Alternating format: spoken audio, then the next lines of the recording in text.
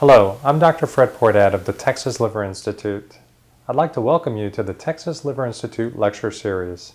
This lecture is about alcoholic liver disease. Alcoholic liver disease is a major cause of morbidity and mortality in the United States. It encompasses a spectrum of liver disease which includes fatty liver, alcoholic hepatitis, and alcoholic cirrhosis. Interestingly, the majority of people who abuse alcohol for an extended period of time do not develop advanced liver disease.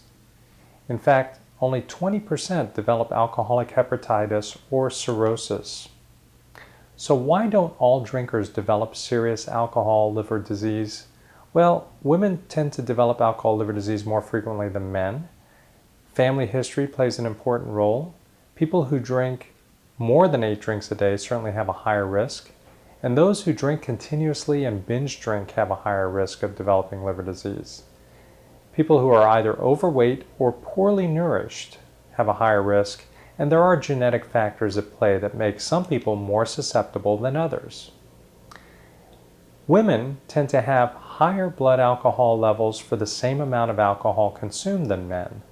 They have a lower body weight in general, a higher body fat content and therefore a lower volume of distribution for the alcohol, and they have less gastric alcohol dehydrogenase activity, which helps them break down the alcohol. So they are more susceptible to liver injury than men. How does alcohol damage the liver?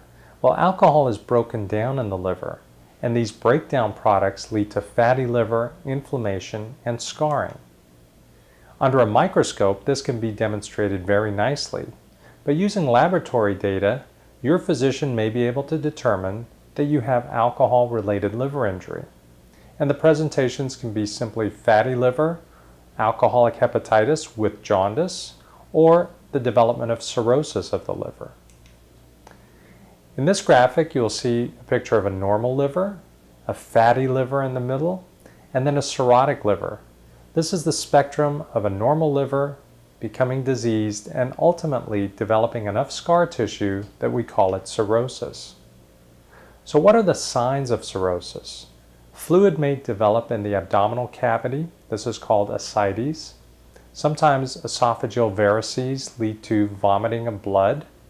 Patients can become confused and even go into a coma, or they can develop liver cancer if the disease is unchecked and undiagnosed.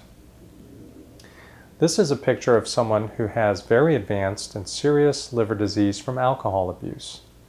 This patient may be confused, has certainly lost a tremendous amount of muscle mass, has a large protuberant abdomen from ascites, has abnormal laboratory data, can develop osteoporosis, may have a fever, and certainly is ill enough that this person may pass away from various complications of alcohol liver disease. In fact, alcohol liver disease is always fatal if not treated. So what is the treatment? The most important thing is to never drink alcohol again. That includes beer, wine, and other spirits. Alcoholic hepatitis, if it's severe enough, is treated with prednisolone or a drug called pentoxifylline. Cirrhosis of the liver may lead to a liver transplant, but only in those who have quit drinking and can demonstrate long-term abstinence. To learn more about alcoholic liver disease, please visit the Texas Liver Institute at www.txliver.com. Thank you for joining us today.